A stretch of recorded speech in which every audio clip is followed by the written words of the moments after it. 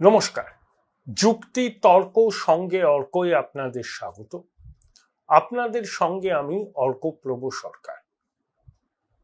অবনীন্দ্রনাথ ঠাকুর তো ভারত মাতার ছবি এঁকেছিলেন। ভারত মাতার পুজো কলকাতায় হয়। পঙ্কজ ব্যানার্জি পশ্চিমবঙ্গ বিধানসভার বিরোধী দলনেতা ছিলেন 2001 থেকে 6। তিনি ওই লর্ডসের মোড়ে টালিগঞ্জের কাছে ভারত মাতার পুজো করতেন। কিন্তু বামপন্থীদের ভারত মাতার ছবিতে যে এত আপত্তি আগে জানা ছিল না, যদিও ঘটনাটা পশ্চিমবঙ্গের নয়, কেরলে। বিশ্ব পরিবেশ দিবস উদযাপন ছিল 5ই জুন, সারা বিশ্বে হয়েছে। তা কেরালা সরকারের এরকম একটা উদ্যোগ নিয়েছিল রাজভবনে অনুষ্ঠানটা করার। তা রাজভবনের যিনি আছেন রাজ্যপাল আর্লেকার, তিনি ব্যাকগ্রাউন্ডে একটা ভারত মাতার প্রমাণ সাইজের ছবি রেখেছেন। তাতেই কেরালার বাম সরকার সেই অনুষ্ঠানটা ক্যান্সেল করে দেয়। অবাক লাগে, ব্যাকগ্রাউন্ডে ভারত মাতার ছবি আছে বলে রাজভবনে অনুষ্ঠান করা যাবে না। আসলে বামপন্থীদের এই বিষয়টাই আমার কাছে পরিষ্কার নয়। আমরা তো খুব সাধারণ বুদ্ধির মানুষ, আর ওরা তো আন্তর্জাতিক ভাবধারায় দীক্ষিত, আসলে আঞ্চলিক ভাবনায় আন্তর্জাতিক। তো ভারত মাতার ছবি কেন আছে সেই জন্য রাজভবনে অনুষ্ঠানটা না করে অন্য জায়গায় করেছে পিনারাই বিজয়নের সরকার। যদিও রাজ্যপাল রাজভবনের যারা কর্মচারী আছেন তাদের নিয়ে বিশ্ব পরিবেশ দিবস উদযাপন করেছে। এটা বললাম এই জন্যই যে বামেদের এই ধরনের অবস্থান ভারতবর্ষের মেইনস্ট্রিম পলিটিক্স থেকে তাদেরকে লাগাতার বিচ্ছিন্ন করে যাচ্ছে। কিন্তু বামেরা তো ঠেকে শিখবেন না, ভুল স্বীকার তারা করবেন আজ থেকে হয়তো 50 বছর পরে, যে ভুল স্বীকারের কোনো অর্থ হয় না, এবং ভুল স্বীকার করার আগে নানা স্তরে মত বিনিময় করবেন। তাদের বিদেশি প্রভুরা তাদের এই ভুল স্বীকারকে কিভাবে দেখছে সেটা আগে তো তারা অগ্রাধিকার দেবেন, তারপর তো দেশের মানুষের আশা আকাঙ্ক্ষা চাওয়া পাওয়া ভাবনা অনুভূতিকে বিচার করা, সংস্কারকে বিচার করা। যাই হোক, বললাম ব্যাপারটা পড়ে আমার কিঞ্চিত হতাশই লাগছে। এবার যে শিরোনামটা দিয়েছি, বাংলা নিজের ছেলেকে চায়। দেখুন, 2021 সালে বিধানসভা নির্বাচনে আইপ্যাক যে স্লোগানটা দিয়েছিল, বাংলা নিজের মেয়েকে চায়, বিজেপির আগ্রাসন, গুজরাটের আগ্রাসন, বহিরাগতদের আগ্রাসন, বাংলার কৃষ্টি সংস্কৃতি বিপন্ন হবে। তাই মমতা বন্দ্যোপাধ্যায় বাংলার কৃষ্টি সংস্কৃতি রক্ষায় বদ্ধপরিকর। তিনি বাংলার মেয়ে, বাংলার 10 কোটি মানুষের পাহারাদার তিনি। এটাই ছিল আইপ্যাকের এই স্লোগান কয়েন করার পিছনে মূল ভাবনা, এবং অবশ্যই তারা সাফল্য পেয়েছিল। বিজেপির 200 পারের হুঙ্কার 77-এ থেমে গিয়েছিল। যদিও প্রশান্ত কিশোর নির্বাচনের আগে বহুবার বলেছিলেন যে তৃণমূল 200-র উপরে যাবে, বিজেপি 3 অঙ্ক ছোবে না। 2021-এ সেটা তার মিলে গিয়েছিল, কিন্তু 2024-এর ভবিষ্যৎবাণী তার মেলেনি। সবসময় তো মেলে না, কিন্তু স্লোগানটা মানুষ গ্রহণ করেছিল। কয়েকদিন আগে নেতাজি ইন্ডোর স্টেডিয়ামে অমিত শাহ এসেছিলেন। অমিত শাহ তার বক্তব্যে শুভেন্দু অধিকারীকে বলেন আমার বন্ধু, আর শুভেন্দু যখন বিধানসভায় কিছু বলতে ওঠেন, মুখ্যমন্ত্রীর পায়ের তলায় মাটি কেঁপে যায়। নেতাজি ইন্ডোর ভর্তি বিজেপির বিভিন্ন স্তরের কর্মকর্তারা যেভাবে হর্ষধ্বনি দিয়েছিলেন এবং মঞ্চে বসে শুভেন্দু আর চোখে দেখছিলেন এবং তাড়িয়ে তাড়িয়ে উপভোগ করছিলেন, তার থেকে একটা জিনিস অন্তত স্পষ্ট, শুভেন্দু অধিকারী 5 বছর আগে বিজেপিতে যোগদান করলেও বিজেপির বহু নেতা কর্মীর কাছে তিনি নিজের গ্রহণযোগ্যতা তৈরি করেছেন। তার বিবিধ কারণ আছে। শুভেন্দু কর্মী সমর্থকদের পাশে দাঁড়ান, সাধ্যমতো তাদের সাহায্য করার চেষ্টা করেন, এবং প্রতিদিনই তার কোনো না কোনো কর্মসূচি আছে। অন অ্যান অ্যাভারেজ 200 থেকে 250 কিলোমিটার শুভেন্দু ট্রাভেল করেন প্রতিদিন। কখনো চলে যাচ্ছেন ঝাড়গ্রাম, সন্ধ্যেবেলা কলকাতা, তার আগে হয়তো তিনি হাওড়ায় কিছু একটা করলেন, আবার রাত্রিবেলা কাঁথে ফিরে যাচ্ছেন, এরকম লেগেই থাকে। তা বাংলা নিজের ছেলেকে চায়, এই যে স্লোগানটা সমাজ মাধ্যমে এসেছে, কে দিয়েছেন? বিজেপিরই একজন তমলুক সাংগঠনিক জেলার একজন গুরুত্বপূর্ণ কার্যকর্তা। অর্থাৎ অমিত শাহ যেভাবে শুভেন্দুকে আমার বন্ধু, এবং শুভেন্দু কিছু বলতে উঠলে মুখ্যমন্ত্রীর পায়ের তলার মাটি কেঁপে ওঠে, এটা হয়তো বিজেপির অনেক নেতা কর্মী, শুভেন্দু ঘনিষ্ঠরা মনে করছেন যে শুভেন্দুকে আগামী দিনে মুখ্যমন্ত্রী হিসাবে হয়তো প্রজেক্ট করবে বিজেপির কেন্দ্রীয় নেতৃত্ব। তাই আগে ভাগে তারা এই ন্যারেটিভটা তৈরি করতে চেয়েছেন। বিজেপির অন্যান্য নেতারা এটাকে কিভাবে দেখবেন সেটা আমি বলতে পারবো না। কাগজে পড়লাম সুকান্ত মজুমদার এ বিষয় নিয়ে কোনো মন্তব্য করেন। যদিও বিজেপি কাউকে মুখ্যমন্ত্রী পদপ্রার্থী হিসাবে তুলে ধরে নির্বাচনে যায় না। বিজেপি যদি ক্ষমতায় আসে তখন নির্বাচিত বিধায়করা তাদের নেতা ঠিক করেন, এর ব্যতিক্রম কিন্তু হয়নি। সেই জন্য মধ্যপ্রদেশের 17 বছরের মুখ্যমন্ত্রী শিবরাজ সিং চৌহানের জায়গায় একেবারে আন করে একজনকে মুখ্যমন্ত্রী করা হয়েছে। রাজস্থানেও তাই হয়েছে, ছত্তিশগড়েও তাই হয়েছে, দিল্লিতেও তাই হয়েছে। পশ্চিমবঙ্গে তার ব্যতিক্রম কি হবে? হতেও পারে, নাও হতে পারে।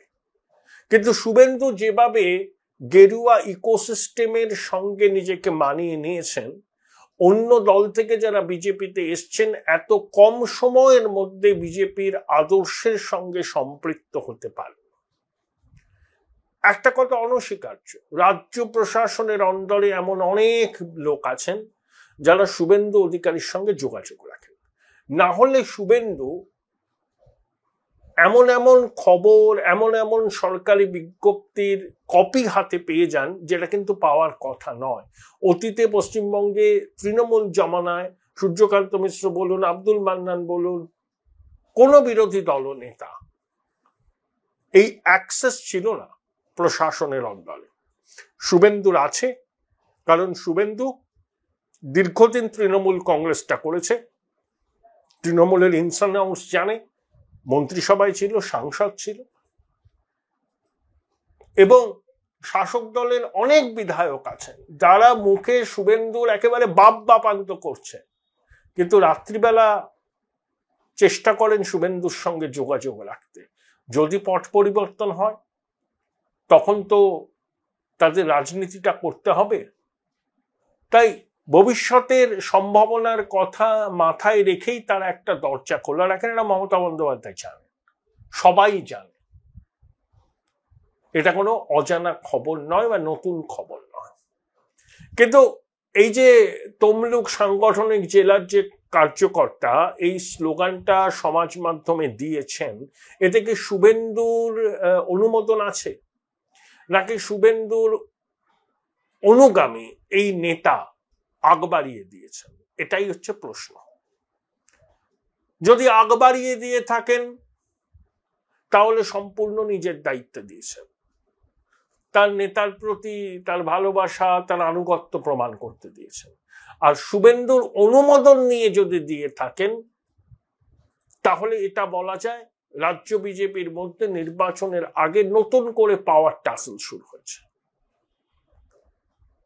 আমি একটা কথা আগেও বলেছি, এখনো বলছি, এ রাজ্যে অনেকে বিজেপির অবিচুয়ারি লিখে ফেলেছিলেন, সব বিদগ্ধ পর্যবেক্ষক সব, তাদের গলাতেই এখন অন্য সুর। তার কারণ হচ্ছে হিন্দু ভোটের কনসলিডেশন। হিন্দু ভোট যে কতটা কনসলিডেট করেছে, যারা রাস্তাঘাটে ঘুরে বেড়ান, চায়ের দোকানে আড্ডা মারেন, পাবলিক ট্রান্সপোর্টে চলাফেরা করেন, তারা জানেন, তৃণমূলের লোকেরাও জানে। সেই জন্য মমতা বন্দ্যোপাধ্যায় মুসলমান ভোট একটাও যেন তৃণমূলের বাইরে না পড়ে সেটা নিশ্চিত করতে চাইছেন। সেই জন্য কংগ্রেসের সঙ্গে একটা সমঝোতার রাস্তা তিনি খোলা রাখছেন। অর্থাৎ সম্পূর্ণ মেরুকরণের আবহে এবার ভোট হবে এবং হিন্দু খাতরে মে হ্যায়, হিন্দু নিজ ভূমে পরবাসী, 2026 নির্বাচনে তৃণমূল জিতে গেলে হিন্দুদের অস্তিত্ব রক্ষাই প্রশ্নের মুখে পড়বে। এই যে ন্যারেটিভ বিজেপি লাগাতার প্রচার করছে, কিছুটা হলেও সেটা কিন্তু মানুষ গ্রহণ করেছে এবং লোকসভা নির্বাচনে বিজেপি 39% ভোট পেয়েছিল আর হিন্দু ভোটের 56%। আমি বিভিন্ন লোকের কাছে শুনছি যে বাংলাদেশ, তারপরে মালদা মুর্শিদাবাদের ঘটনা, তারপরে পেহেলগামের জঙ্গি হামলা, তার প্রত্যুত্তরে ভারতের অপারেশন সিন্দুর, হিন্দু ভোট আরো 4% বিজেপির পক্ষে এসেছে। মানে এই মুহূর্তে ভোটে হয়তো বিজেপি এবং তৃণমূলের ভোট প্রাপ্তির শতাংশের হার 2-3% বেশি হবে না, ফারাকটা। তৃণমূল 2-3% ভোটে এগিয়ে আছে এখনো পর্যন্ত, কিন্তু এই লিড তারা শেষ পর্যন্ত ধরে রাখতে পারবে কিনা। দেখুন 2024 লোকসভা নির্বাচনে 140টা বিধানসভা কেন্দ্রে বিজেপি 40% বেশি ভোট পেয়েছিল। 97টা বিধানসভা কেন্দ্রে তারা এগিয়েছিল এবং যে পুরসভা আছে 121টি পুরসভা, তার 2/3 বিজেপি এগিয়েছিল। অর্থাৎ শহরাঞ্চল এইসব জায়গায় বিজেপি ভালো ফল করেছে। আবার উত্তরবঙ্গ, পূর্ব মেদিনীপুর প্রভৃতি অঞ্চলে, গ্রামাঞ্চলেও বিজেপি ভালো ফল করেছে। তাহলে এই যে 39% ভোট, 2,33,00,000 মানুষের সমর্থন, সেটা তো এমনি এমনি আসেন এবং এই পুরো ভোটটা হিন্দু ভোট। কিন্তু ক্ষমতায় আসার জন্য যে ক্রিটিক্যাল মাসের দরকার, সেই ক্রিটিক্যাল মাসটা বিজেপি জোগাড় পারেনি। সেই ক্রিটিক্যাল মাসটা জোগাড় করতে গেলে হিন্দু ভোটকে কনসলিডেট করতে হবে, এটা বিজেপির নেতারা জানেন এবং শুভেন্দু এক্ষেত্রে অগ্রণী ভূমিকা নিয়েছেন। প্রথম থেকেই শুভেন্দু এই লাইনে নিয়ে যাচ্ছেন বিজেপির পলিটিক্সকে, যে হিন্দু খাতরে মে হ্যায়। পশ্চিমবঙ্গ বাঙালি হিন্দুদের জন্য ডক্টর শ্যামাপ্রসাদ মুখোপাধ্যায়ের উদ্যোগে তৈরি হয়েছিল। সেই জন্য দেখবেন বিজেপি RSS 20 জুন পশ্চিমবঙ্গ দিবস বা পশ্চিমবঙ্গের জন্মদিন হিসাবে পালন করে। তাহলে এই যে ন্যারেটিভ, এই ন্যারেটিভটাকে মোমেন্টাম দেওয়ার ক্ষেত্রে, আগ্রাসী প্রচারের ক্ষেত্রে শুভেন্দুর ভূমিকা অনস্বীকার্য। সেই জন্যই হয়তো আগে ভাগে শুভেন্দুর, মমতা বন্দ্যোপাধ্যায়ের বিকল্প হিসাবে শুভেন্দুর নামটা ভাসিয়ে রাখলেন তার অনুগত নেতারা। আমি আগে বললাম এটা কেউ যদি নিজের থেকে করে সেটা আলাদা ব্যাপার, আবার শুভেন্দুর অনুমোদন নিয়ে এই স্লোগানটা যদি ছাড়া হয় তাহলে বলতে হবে যে শুভেন্দু জল মাপতে চাইছেন। এই স্লোগানটার রিয়াকশন বিজেপির অভ্যন্তরে কি হয়। Join Indian Institute of Hotel Management now. Right choice, right decision.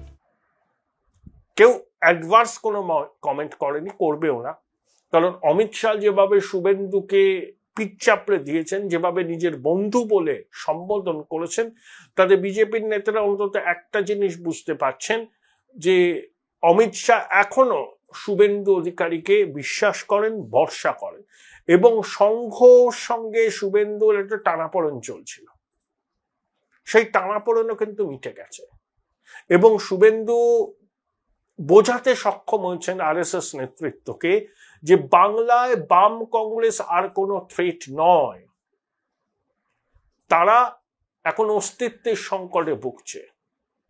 বাংলায় বিজেপির মূল প্রতিদ্বন্দ্বী তৃণমূল এবং বাংলায় একটা ডেমোগ্রাফিক চেঞ্জ হচ্ছে বলে বিজেপি যে দাবি করে, এটাও বিজেপির কেন্দ্রীয় নেতৃত্ব সংঘ বুঝেছে। তাই ওই যে বাম কংগ্রেস চলে আসতে পারে, তারা ঘুরে দাঁড়াতে পারে, এই যে একটা ভাষ্য তৈরি করা হয়েছিল সংবাদ মাধ্যমের একটা অংশ করেছে এবং RSS মতাদর্শগতভাবে বাম কংগ্রেসের উত্থানকে তো মেনে নেবে না। তার থেকে তৃণমূল কংগ্রেস অগতির গতি, কারণ Trinamool Congress they are playing football with ideology. BJP এখনো স্বাবলম্বী নয়, ঠিক আছে, যখন স্বাবলম্বী হবে তখন একেবারে কোমর বেঁধে নামা যাবে। এটা তো আরএসএস এর ধারণা ছিল একটা অংশে, কিন্তু সেই ধারণাটা আর নেই। অর্থাৎ এবার আরএসএস ও বিজেপির প্রার্থীদের পক্ষে কোমর বেঁধে নামবে এবং প্রার্থী চয়নের ক্ষেত্রে আরএসএস এর গুরুত্বপূর্ণ ভূমিকা থাকবে। এই কাজটা শুভেন্দু করেছেন, অবশ্যই সুকান্ত বাবু তাতে সংগত করেছেন।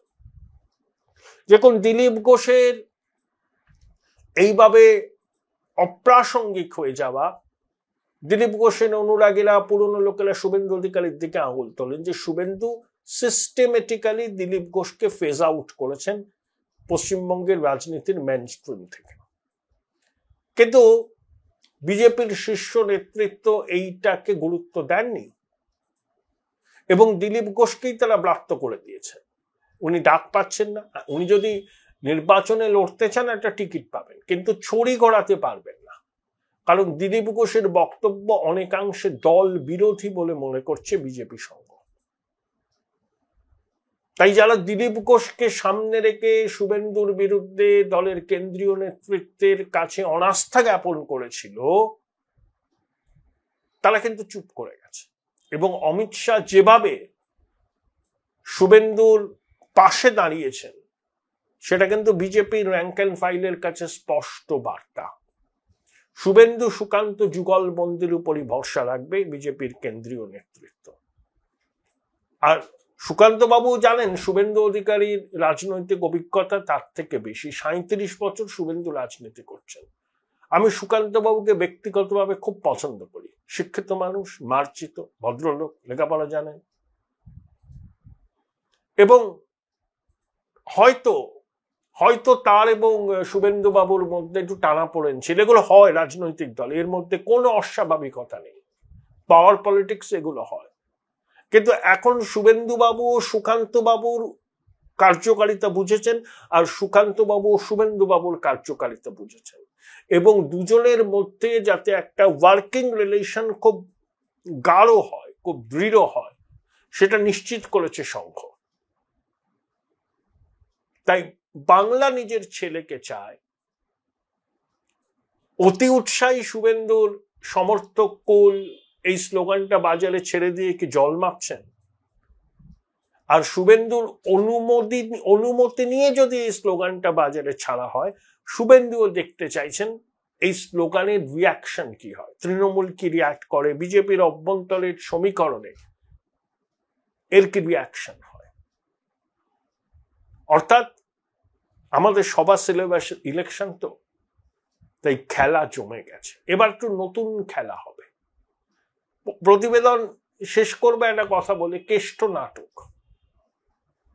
লজ্জা শরম নেই, তাই হাসতে হাসতে বেরিয়েছেন এসডিপি অফিস থেকে। আর মজা লাগলো মাননীয় মুখ্যমন্ত্রীকে কালকে এসএসকেএম হসপিটালে সাংবাদিকরা এই কেষ্ট আখ্যান নিয়ে জিজ্ঞাসা করেছেন। মুখ্যমন্ত্রী বিরক্ত হয়ে বলেছেন এটা হসপিটাল। আসলে মুখ্যমন্ত্রী কি বলবেন তার আদরের কেষ্টকে নিয়ে? তার প্রশ্রয়ই তো কেষ্টর এই বারবারন্ত। অতীতেও কেষ্ট পুলিশকে আক্রমণ করেছে, পুলিশের গাড়ি বোম মারতে বলেছে, তখন মুখ্যমন্ত্রী সাফাই দিয়েছিলেন ওর মাথায় অক্সিজেন যায় না।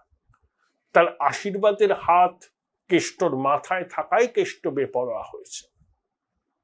তাই মুখ্যমন্ত্রী এখন অস্বস্তি ঢাকতে বলছেন এটা হসপিটাল। কি আর বলবেন তিনি? যে ফ্র্যাঙ্কেনস্টাইন তৈরি হয়েছে, সেই ফ্র্যাঙ্কেনস্টাইনই এখন তার বড় অস্বস্তির কারণ।